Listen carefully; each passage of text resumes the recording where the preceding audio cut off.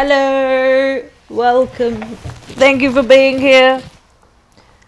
Hoping that today's the day that I don't fuck up my sound, but you know, let's be real. I thought that last week I wouldn't fuck up my sound, and I did for the 13th time in a row. But yes, thank you for being here for episode potentially 13 or maybe 12, who knows, not me. Today we're sipping on some fallen leaf teas.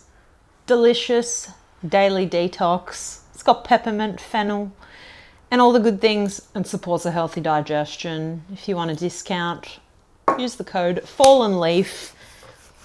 And you know what?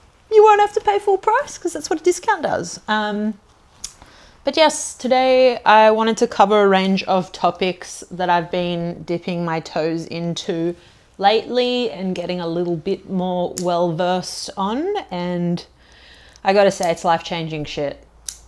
Put short, I think for a lot of my life, I've known things up here, but then haven't really been given the experience. And recently, painfully, I've been going through some things.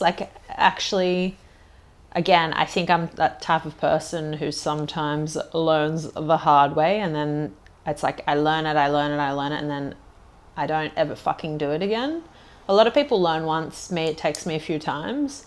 But then yes, again, I don't transmit it. I put my foot down and then I don't fuck it up again. But today we're going to cover a range of topics that, yeah, truly, they have me very excited. But first, I'm going to pour myself a cup of tea and suss out where to begin. But I wanted to talk a little bit about something that's really rad, which is a concept that's been covered by Eckhart Tolle. I don't know how to say it in English. Eckhart Tolle. Eckhart Tolle. And he talks about the pain body, which is something that we all have, that we are all born with. The pain body is basically the place that you react from when you're triggered, put simply. So we've all got one. We've all been triggered. So depending on where your mother was at when you were in the womb, if she was quite anxious or whatever, it means that your pain body might be a little bit more than somebody who had a really light a mother who had a light birth and a light life, I guess. But the beauty of a pain body is that you can reverse the damage. So every day we add to our pain body by just thinking neggy thoughts or just making decisions that aren't necessarily in line with our highest selves. Guilty as charged. The cool part, again, about the pain body is that you can just at any point in your life decide to take the reins on your pain body and morph it into something that's going to work for you a lot more. So yeah, I think over the past couple of months, I've been coming head to head with it and being humbled in such a honest way. You can go through life just having all this knowledge up here from reading all the books and listening to all the poddies, but until you're fed the actual experience, it doesn't soak into the cells, if you will.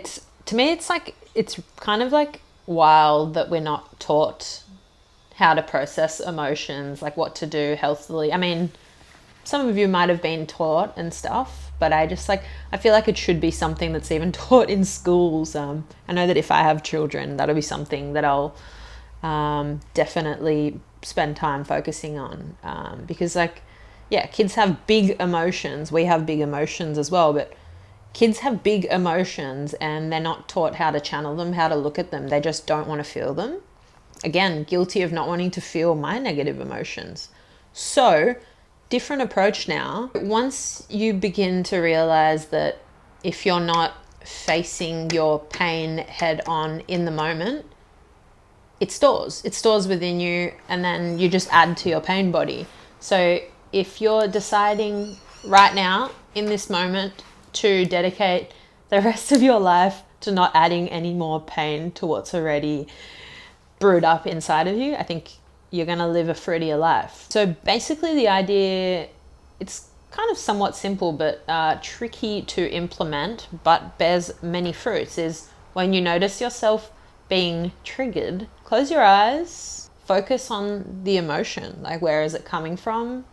You've got to be able to kind of be a bit discerning in this process. You've got to be able to just get a little bit curious and creative. So often pain in the mind will come with pain in the body. So I've been noticing like maybe a couple more headaches or upper back pain or neck pain recently, and kind of processing the same sort of thing every day. The same thing keeps coming up, and just slowly moving through that, and then, or with haste, actually moving through that. The trick to moving through this stuff and not adding and accumulating more pain is to acknowledge it, see it, look at it, and then not fall victim to it. It's an interesting one for me to teach because I'm practicing kind of every day at the moment and really noticing some fruits. But because I'm not a practitioner and I don't have any certificates, I feel a little bit out of my league. But I think, honestly,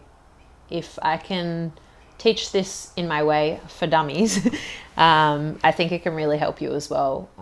But because we're all living the same experiences, we're all fucking going through our days, experiencing a lot of mental chatter and a lot of thoughts from yesterday coming into today. Same pain from 3 weeks ago is here today. Same stories from a year ago. Like, so basically, long story short, the idea is catching the trigger and freezing in that moment and allowing for space.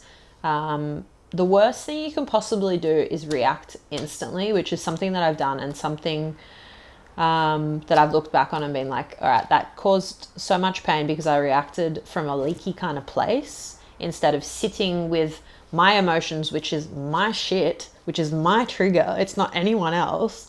It's my unmet childhood need, core need, which is something that I'll get into because it's also really interesting. The idea of reparenting, which is something that I've also been fizzing out on lately. So basically the idea is to accept yourself in that moment and the feeling that you're feeling, and to not resist it. So, okay, maybe something happens at work, someone pisses you off, or you get into an argument with your girlfriend, or, you know, your mum's kind of being a bit annoying. Sorry, mum, I'm not talking about you, but, you know, something has happened that's bothered you. Maybe someone's cut you off at a roundabout or whatever. It's like, if you react on the spot when someone cuts you off and you just go, oh, you fucking cunt, or whatever, and you react like that, it's your pain body. It's like, it's something that you don't actually have control over if you're not conscious of it. So the best thing to do is to literally just sit, observe, and watch. Maybe the pain, if you close your eyes, will be somewhere in your heart if you're experiencing heart pain, or maybe it'll travel up into your brain, or, you know, it's a sensation. So if you're sitting with that, you will freak yourself out how quickly you can move through shit if you're present with it. Like, it has been blowing my fucking mind how powerful this tool is. So I think we all need to be practicing this every single day. Coming back to presence. It's shit that we hear all the time, but it's shit that needs to be really, really at the forefront of your life. Because if you're not reacting from that place, you're not reacting as the highest version of yourself, which is not what was intended. This is quite like, these are big topics that you can read about more in depth if you're interested. Hit me up and I'll send you some bookaroonies. But the idea is, and the goal is, for everyone's inner purpose is exactly the same. We all have a different outer purpose, but the more inner purpose, that's the magic, and the outer purpose will flow from the inner purpose. There'll be more intention.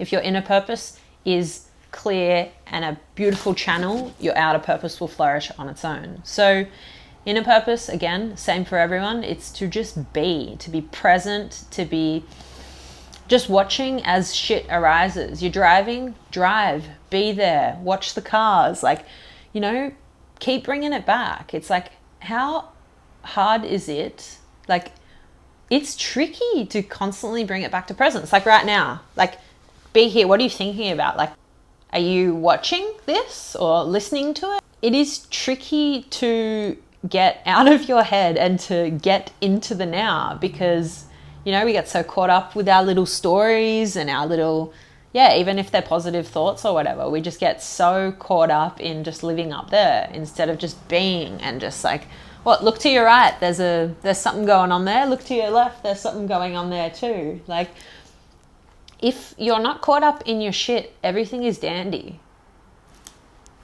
Like, put simply, the stories we create pain everywhere. So you got this tricky little cheeky tool that you can have at your disposal at any time, which is breath, big belly breaths, and just coming back to now, because the clearer you are, the more present you are, the less chatter and bullshit that's going on up there, the more consciousness that can come up there and that can channel through the vessel. It's like, this is a cool concept, just like we are just objects. We're just, my friend says, we're meat suits and the consciousness needs to come through the meat suit. It's like so simple, but the clearer the channels, the clearer you are, the more answers you will get that come from within, the more your creativity flows, the more your like inner knowing just does what it needs to do. Like, you would have felt that before, where you just get an idea and you're like, fuck, that's a groovy idea. And then you action it and you take it away. It's like, if you've got so much bullshit going on in your head, you can't be a stream for that consciousness to come through. It's just impossible because you're so scatterbrained. It's like these people that are constantly saying, oh, I got ADHD and I can't focus. And I'm like, again, I'm not going to rant on ADHD. Well, maybe I will a little bit, but it's like ADHD, said it a million times, we can all have ADHD if we don't slow down and make these conscious decisions every day. We need to be meditating every fucking day. Maybe that's like a little bit Nazi, but it's like life is busy and big and fast moving and relationships are tricky to manage and work is a lot and, you know, financial struggles are a bit and, you know, it's a lot to think about and a lot to manage. So if you're coming back to this tool, again, breath, presence, being, coming back to your senses, smelling, tasting, touching, watching, being here right now. What are you thinking about right now? Yeah, bring it on back. Like, it's really, really important to be practicing that, because the more you practice that, the more that it becomes first nature. It's just like you start living in that, you know, you notice, oh, the same, I'm thinking, and then all of a sudden you're in this thought and you're hunched over and you're feeling small, and it's like, open up the heart, open up for receiving and breathe and come back to it, because you're experiencing pain through your own thoughts, through your same fucking stories. No more. I can't sweat the importance of space enough, because it's something new to me. I used to just not react at all and just like bottle things up and then resent. And then I went from that side to being like, I need to talk about it, and just being like, there. And when you are like that, again, it's that leaky thing where you say shit that actually isn't fully in line with what you would have said if you'd sat on it and sat with it and just been discerning. So yeah, spend a bit of time just pondering space and how cool that is when you don't just react, or you don't just do something impulsively. Like, is that a word? Speaking of words, I wanted to tell you guys my word of the week, which is somebody messaged me this morning, which is sagacity, which means foresight, discernment and perception. And I think that's a really cool word. Ugly, sagacity, but a fucking cool word nonetheless. So again, I'll touch again on inner and outer purpose. The outer purpose comes from the inner purpose. The clearer your inner purpose is, which is collectively, we all have the same purpose. It's to raise consciousness. So the more we're raising consciousness, the more we're breathing and being present and not reacting like silly little muffins, the more the consciousness is going to raise, and the better your relationships are, and the more things flow, and the more abundance come in, and the more you can manifest something on the spot and it come in quickly, and the better everything is, because we're not all whacked up and in our heads and in our egos and reacting out of this pain from something we experienced when we were 5, when daddy didn't listen and daddy didn't choose me. It's just like, no, you can blame your parents for a long fucking time, but then there's got to come a time where you decide it is my choice now to take responsibility and to sit in the driver's seat of my own fucking life. So this brings me to the topic of reparenting, which is something that we all need to do. You got to be able to look at your parents and be like, you're a boss. You did a fucking marvelous job. I'm so appreciative. And now I'm just going to meet my needs where they weren't met when I was younger. Reparenting is basically like when you notice loneliness, sadness, whatever, any sort of emotion that feels like a little bit painful. It's about showing up for yourself. The premise of it is that basically to reparent, you need to be showing up every single day, and you need to be conscious and aware of what's going on, where this pain's coming from that you're experiencing. The idea is like, if you feel like your needs aren't being met somewhere in some way, shape or form, the idea is to be like, how can I meet my own needs? Big advocate for this. Like in my time I've segregated myself and I've experienced quite a bit of like lonely moments, but I've always just been like, all right, bring it back. What do you need right now? It's connection, and hit that connection to self. Like, where are you not meeting your needs? So like a good example is, I feel like this comes up randomly every now and then, like stuff with dad, stuff with not being chosen. My dad is epic, like super, super rad, loves me so much, but in my childhood, dad often chose other things over my brother and I, which has affected us in the long run. I noticed that wound being brought up. I've had to kind of go back and be like, ooh, that's where it's coming from. Ooh, and maybe a memory comes to you and you're like, oh, I remember that time when I wasn't listened to. I mean, it sounds silly, and it sounds so petty in the big scheme of things, like white girl problems, but I remembered I had this like memory the other day of dad waking up on a Saturday morning. We'd go visit him and he'd wake up at 12 at lunchtime and he'd spend the like whole morning in his bed with his chick, and my brother and I would just sort of just be sitting there, and we were like 5 years old, just like sort of occupying ourselves and being like, sweet, we're here visiting dad for a week and he's spending the whole morning in bed. And then we'd be like, cool, we'll just keep ourselves just occupied, and we never complained. And then, you know, on the Sunday he'd go to martial arts, so we'd go to martial arts and just watch him doing his martial arts for 3 hours, and it just always felt like somebody was chosen over my brother and I. And then dad would be like, what do you want for dinner? I'd be like, anything but Indian. It doesn't make me feel so good. What do you know? We'd go straight to Indian. He'd be like, what beach do you want to go to? I'd be like, anywhere but fresh water. And we'd go straight to fucking fresh water. Like, it just felt like a lot of the time, no matter what I wanted, even if it was small, it just didn't happen. So that's come up a lot in my present, where it feels like I feel maybe a bit misunderstood or whatever, or not chosen. And I've had to just go back and be like, hey, that was a time where that happened and you felt small. You didn't feel like somebody had taken you into consideration. Being taken into consideration is a really beautiful thing. And yeah, but there comes a time where you need to look back at those stories and just be like, all right, I'm done with the stories. I'm done with all that stuff. What can I do now? I'm not going to sit with that shit from the past. I'll speak about this again later, but your thoughts on a cellular level affect your body. So if you're playing this story from like something painful from your past, your body doesn't know whether it's happening again. The whole thing. So if you're creating this story every day and you're just like, oh, and you're feeling this pain, because yeah, your thoughts create pain. They also create pleasure and beauty and joy.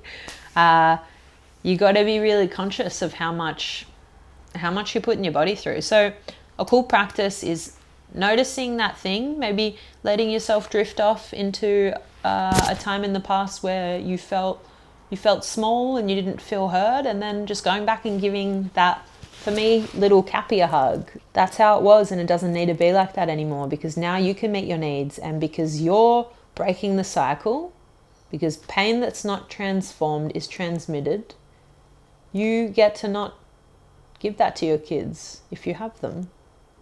It's so funny saying that. I'm just like, why don't I want kids all of a sudden? I thought I really wanted them, but who knows? Is it because I'm a selfish cunt? Whoa, that tea's cold. But yes, we're going back, seeing where our need wasn't met, giving a little hug, not spending too much time in the past, and then being like, bang, do I need a bath? Do I need a hug? Do I need connection? Do I need a good meal? Do I need a kick in the ass? Do I need meditation? Do I need to go speak with my brother? Do I need to talk at someone? Do I need to be heard? What do I need right now in this moment? Bang, hand on heart, let's go. You know what you fucking need, so ask for it or give it to yourself. Let's all take a collective breath in. Ooh. On the topic of self-healing, I wanted to do a little bit more on this shit because it's crack and it's effective. But you are your most efficient healer. So act like it. We spend a lot of time validating our past experiences, as I was saying, me included, and we forget that the only tool we need is the practice of presence, of being, of observing. And the cool part is, like, I talk about going back into the past and reparenting and hugging young Cappy and all that jazz. The tool above the reparenting is, if you're being conscious, you're being present, you're with your shit, you can choose how you decide to respond to it. It's a beautiful, beautiful and exciting tool to become friendly with. The cool part about the pain is that, yep, you can go back and give your little self a hug and you can validate it as much as you want. Sometimes a little bit of validation is good, but if you're deciding to dedicate your life from today onwards to being present, to being here, the fuck now, your shit's gonna come up on its own anyway. So the best idea is to just bring it on back. What are you thinking about now? Bring it on back. What are you thinking about now? Breathing. Bring it on back, because otherwise you're thinking about the fight you had with your colleague 3 weeks ago. You're saying the same story from yesterday. You're worrying about your finances. You're worrying about shit, and nothing is really changing because you're so caught up in your inner turmoil. But if you bring it back, like, I'm not saying that there isn't going to be hardships and that it's not going to be a struggle, but I have the tendency to think that the clearer your streams are, the more present you are, the more conscious you are, that's where your outer purpose flourishes. Because, again, inner purpose, we all share the same one, and it's to elevate the frequency of the world. But yeah, it's something that I've been enjoying lately when I'm experiencing like little moments of stagnancy or just like struggling to find gratitude, is seeing life as an adventure. And it sounds a bit cringe, but like, man, every day is an adventure. You don't know who you're going to run into. You don't know what you're going to see. You don't know what's going to make you laugh. So act like it. Like, hop in the car and just get creative. Like, if you are present, you will see some shit. Like, if you're focusing on funny things that happen in your day, you will see some funny things. If you're focusing on epic Luxies getting around on the road, you'll see epic Luxies getting around on the road. If you want to see some like weird domestic fights, I'm sorry, guilty as charged. I love a bit of drama. Not sure if I should fucking leave that in. Probs not. Like, if you want to be seeing more beauty, it's like, open your eyes. There's fucking, if you're in the city, I feel sorry for you. But if you're not, it's like, go and spend some time with nature. It's the most healing thing ever. We are nature. So put your feet in the ground, soak that shit up, lie on your back, like, feel it.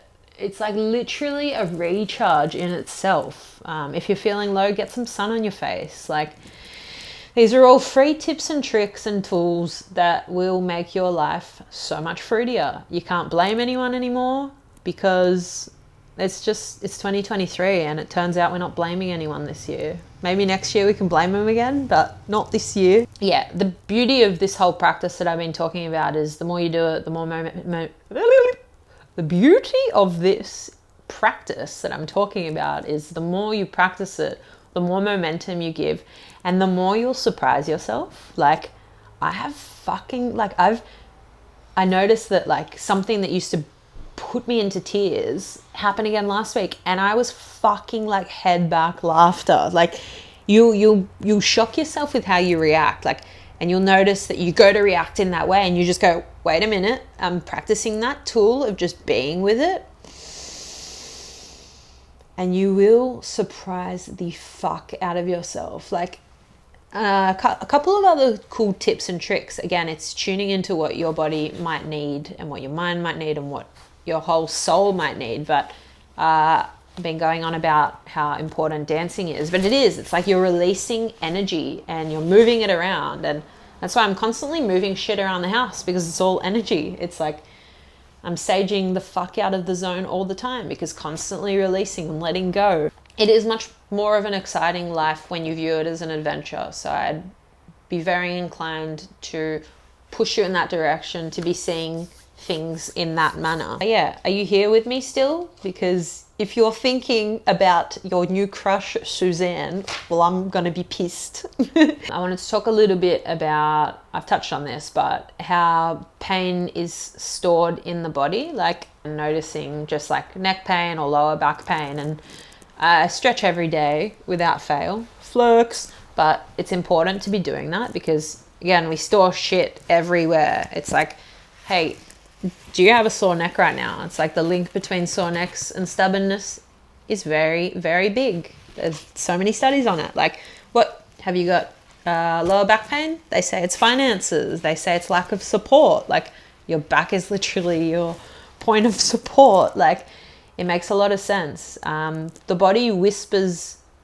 The body knows before the fucking mind does. So start getting in tune with that if you're not already. Every single little thing in your makeup, sore teeth, fucking cold sores, sore knees, whatever, it's all interlinked. So if you want to know more about that, search Louise Hay's Signs and Symptoms on Googs, and there's the full list there. Otherwise, her book's amazing as well. I always revert back to that because, yeah, it's like a funny thing just being able to self-diagnose. I like diagnosed my own gallbladder the other day and was just like, what a bad bitch. Like, that is the fucking coolest thing, that I was able to just suss out which organ was under functioning from a few little signs that my body was giving me. And that's available to you too. I think let's all have a collective laugh right now when we realize that we literally let our thoughts govern how we feel. Like, we give so much power away to what's chatting on up here, and that dictates our whole life. Like, you see these ladies or these guys in these relationships and they're toxic, and maybe the chick's cheating on the dude, but they're staying together. And it's like, if the inner monologue wasn't like, oh, I'm never going to find anyone, or, oh, I don't want to break up the family. If there was trust there, which comes from presence and being and consciousness and just being in line with yourself, that shit wouldn't go down.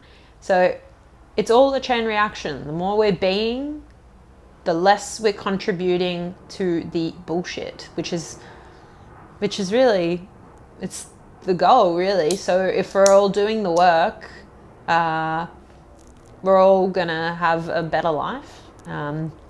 A cool concept my friends were talking about the other day is I'm probably going to butcher this, but it's the campers and climbers concept. So basically, campers are like, for example, like you go to school and come out of school, you go to uni, buy the house, you have your job, and you go on your yearly holiday, and then you have kids and you get married or whatever. And it's like, I'd call that a stocker's way of living. Some people are happy with that. No judgment. It's not my way to do things. And then you got the climbers, who are people who are just like, self-help, let's go. I want to learn about myself. I want to learn about people. I want to be better for the greater good of everything else. And sometimes I guess as a climber myself, I want to meet another climber. I want my friends to be climbers. I want to be in a partnership with a climber because it's more interesting to me. And then sometimes you end up in a scenario where a camper and a climber ends up together. So it's like one person that doesn't really want to move from the comforts. Again, it's not a problem to be there. But then there's this person that's like, oh, I want to know more. And if the climber is pulling the camper, it's just not going to work. It just doesn't really, no one's really going to fully flourish because you can't fall into acceptance of what is. So I like this concept when thinking about my future relationships and non-negotiables with friends and stuff, because I feel like I'm coming into a time where my relationships are getting a lot stronger and I'm only attracting people who want to dig. But I've noticed in my friendships, seeing some of the climbers with the campers, and then also just noticed like a lot of campers 10 years out from school, they're just like, you know, happy and they've got a baby and that is that. But yeah, it's not my thing. So I don't know where I was going with that. I just thought it was a really kind of a cool analogy. What we're going to do is we're going to make the thoughts fun. We're going to become friends with our thoughts and we're going to make them light and fluffy. And we're going to believe that we deserve the fucking world because we're putting in the work. And yeah, to be honest, like everything that's going to happen has already happened according to quantum physics. So you may as well just sit back and enjoy the ride, because why the fuck make it bumpy with your own thoughts? There's no point. Like, we all have fucked up pasts, some more than others. Some of us have breezed through life. Some of us won't ever experience a bout of anxiety or depression or trauma. But yeah, it's like from now on, from this day onwards, probs the 25th of September onwards, let us dedicate the rest of our lives to bringing it back, because it's fucking fun and it's a game, and all day, every day you get to just do it and practice it and become better at it, and you will reap so many rewards. Like, it's honestly blows my mind the amount of like ideas and things that channel through me when I'm not caught up in my bullshit. Again, it's like that space thing. Like, if energy is like energy in and energy out is a big thing to spend time playing with, because if you're putting all this energy into just like cultivating a center, it's energy well expended, because you'll have so much space, because you won't be caught up in this like smallness and this like fucking the same story and the same crap every day. If you decide that you don't want to hop on this train, that's fine. There will not be any judgment on my behalf, but you won't live as fruity of a life. Like, either you want to hop on the train towards fucking more clarity and more abundance and an ability to manifest shit quickly. These ideas just literally come from some fucking place else. It's like, it's crazy. Like, if you're a clear channel, you'll be gifted. You will be gifted like clarity and just abundance. Anyway, I'm not going to say that again, but if you don't hop on the train, that's also cool. There won't be any judgment, but you will probably end up hunched over looking like an ogre, because you will have stored so much shit in your body. You'll be like this because you won't be processing your shit, and your pain body will be like, oh, fuck. Like, we're sitting up straight. We're noticing our little triggers. We're breathing, practicing our sagacity. And we're just becoming better for that, because it's a free practice, and a practice that betters you, it betters me, it betters us as a collective, and it makes the frequency of life much more pure, and that's the aim of the game, baby.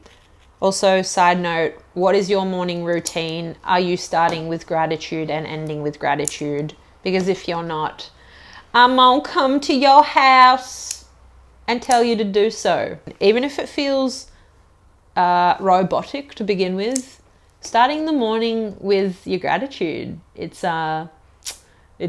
been blasted everywhere, but I feel like it's just such a sweet little tool to practice. Start the morning with gratitude, end the day with gratitude, because the shit you think before bed is what you take with you to bed.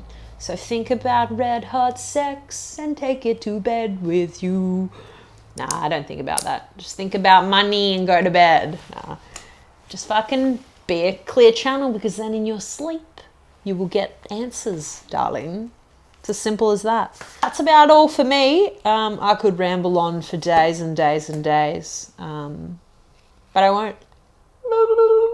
I hope you're not being hard on yourself, and I hope you're chipping away every day at the things that set your soul on fire. And I hope you know that anything that you want to do, you can do it. And I am here if you ever want to speak about anything to do with anything. I'd love to help. I'd love to listen. I'd love to offer my insights. Not that I'm a sensei or a guru. But yeah, that is all. I appreciate everything that is. Yeah, I guess this podcast idea came from a clear channel, so it's cool. The idea of getting a sponsor on, I feel like I manifested that from a clear channel. I was like, it'd be sick to have a sponsor. Bang. What do you fucking know?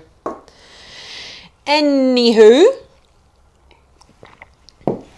that's it from me.